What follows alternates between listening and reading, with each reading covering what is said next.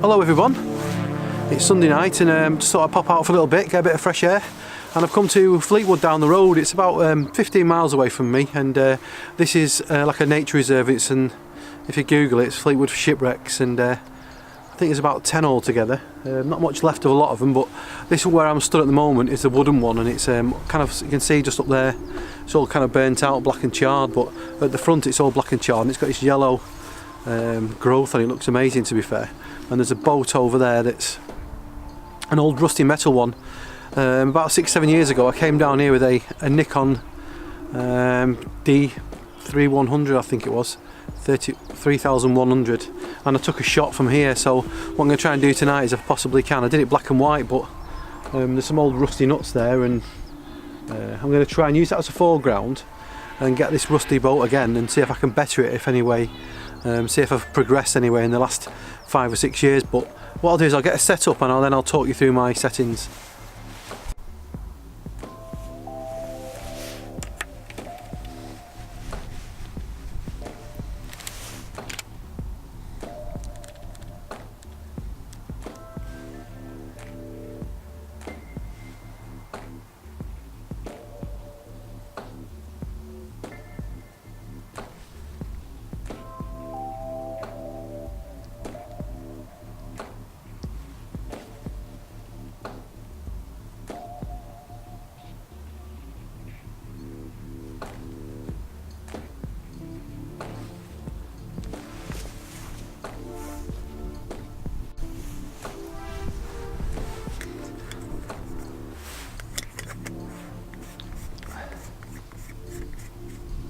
So what I'm doing is, the foreground interest is about 2 meters away. and I've just checked on the back of the camera, and that's in focus. And if I'm looking at the boat in the distance, that's in focus as well. So that's pretty decent so far. I'm at f11. Got no filters on yet. I'm going to set up and I'll talk you through what filters I've got on.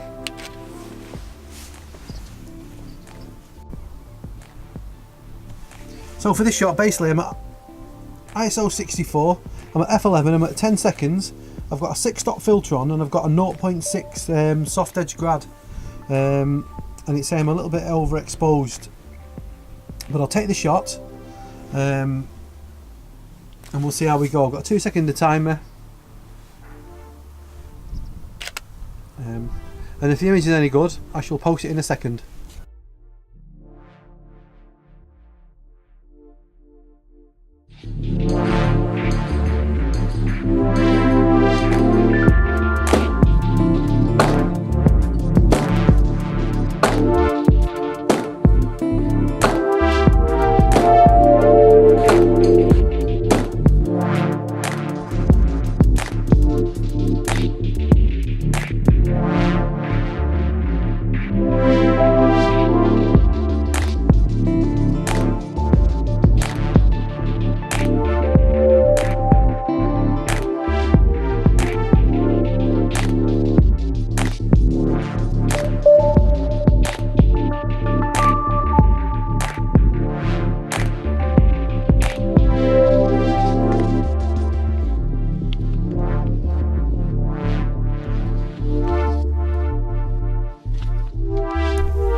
So for this next shot, I've moved round to the metal boat. You can just see it in the distance there, the slightly red and rusty thing. Basically what I'm using this old diesel tank that's in front of me as the like a leading line. There's a clump of grass just in front of it, and what I'm going to try and do is I'm going to try and, you can't see my finger, but try and bend round into the boat there.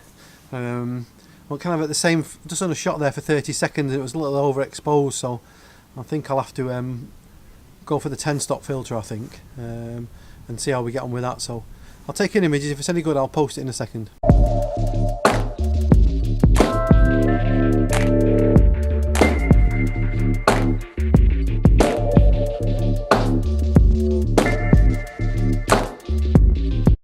So this is going to be the last shot of the night. As you can see, got the camera in the same position, but I've come back a little bit. I want a bit of a gap between the diesel tank and the actual boat itself. And as you can see, I'll just press this button here, see if that works. But the sunset's over at Mary's Shell side, and if you can see, I don't know if that's working there now, but it's actually kind of fairly dark over here.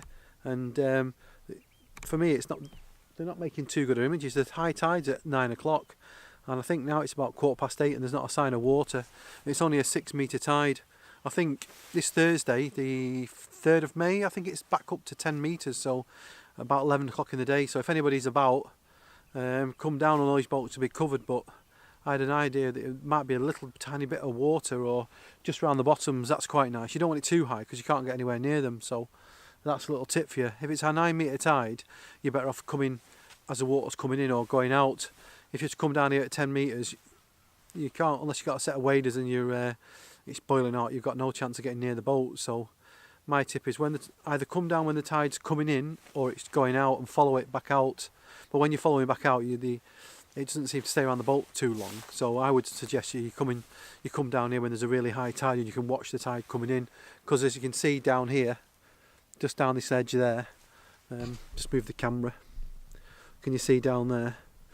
That's about a bit of a gully. So if that was full of water and you come down here with your waders, you will probably go up to your neck in it, to be fair. But anyway, so I'll take another shot. I'm at the same settings, f11, ISO 64, and I think I'm on about 15 seconds now. And if it's any good, I'll post the image.